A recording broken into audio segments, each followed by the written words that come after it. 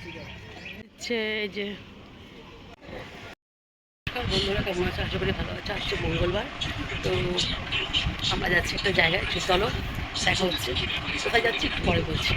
তোমার ছেলেও রেডি, আমিও রেডি, আর কে কে যাবে চলে যেতে পারবে। আমরা বেরিয়ে পড়ছি।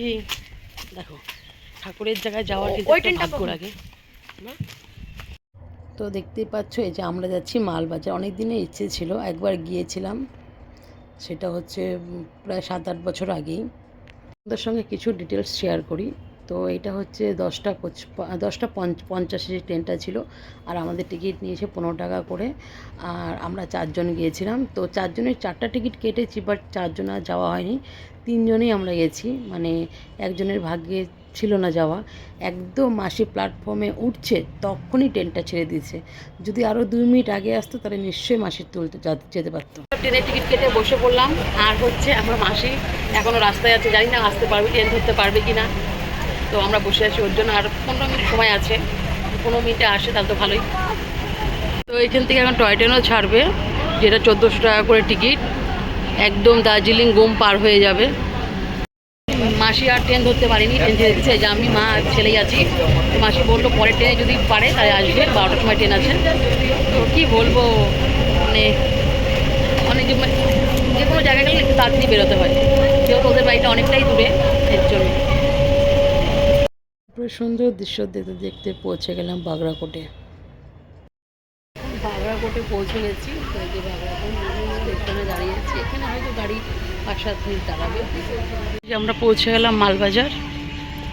তো এই যে আরেকজন, আর এখানে হচ্ছে আমরা, বললাম না আমি ছোট। তো আমরা নিউ জংশনে আমরা নামিনি, মালবাজার জংশনে আমরা হচ্ছে নামছি হচ্ছে মালবাজারে। সেখান থেকে 10 টাকা টোটো করে মন্দিরের সামনে পৌঁছে গেলাম। ওখান থেকেই সব প্রসাদ, ফুল, যা যা সামগ্রী নেওয়া নিয়ে তারপর দিন আমরা চলে গেলাম হচ্ছে মন্দিরে পুজো দেওয়ার জন্য। তো ওখানে হচ্ছে বেল, চামড়ার ব্যাগ এসব নেওয়া যাওয়া যাবে না, ধূপকাঠি নিয়ে উপরে যাওয়া যায় না, ধূপকাঠি নিচেই রাখতে হয়।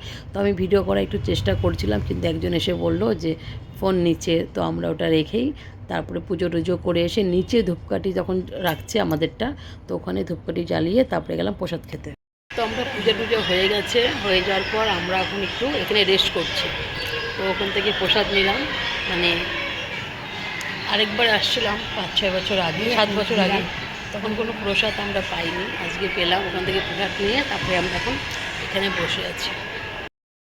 হচ্ছে নিউ মালবাজার। তো আমরা নামছিলাম, মানে যখন আমরা আসছি তখন আমরা মালবাজারে নামছিলাম।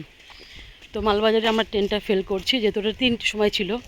আর এখানে আমরা এসে নিউ মালবাজারে, তো এখানে হচ্ছে 4টের সময় ট্রেন আছে। তো এখন আমরা এখানেই আছি। তো এই যে নিউ মালবাজার স্টেশনটা বাইরের, তো আমরা এখন ভিতর দিকে যাচ্ছি, কাজ চলছে। ঘুগনি দেখতেই পাচ্ছ,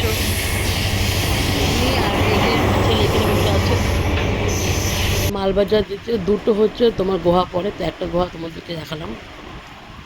একটা জিনিস ভালো লাগে না, যাওয়ার সময় ঠিক যায় কিন্তু আসার সময় প্রচণ্ড লেট হয়। বাগড়াকোটে কমসে কম 40 থেকে 45-40 মিনিট দাঁড়ালো, এখন আবার সেবকে দাঁড়িয়েছে। মানে এই জিনিসটাই ভালো লাগে না, মানে যাওয়ার সময় ঠিক যাবে, আসার সময় মানে যেখানে 1 ঘন্টা 1 ঘন্টা রাস্তা, সেখানে 2 থেকে 2.5 ঘন্টা লেগে যায় বাড়ি যেতে। মানে এই জিনিসটাই ভালো লাগে না।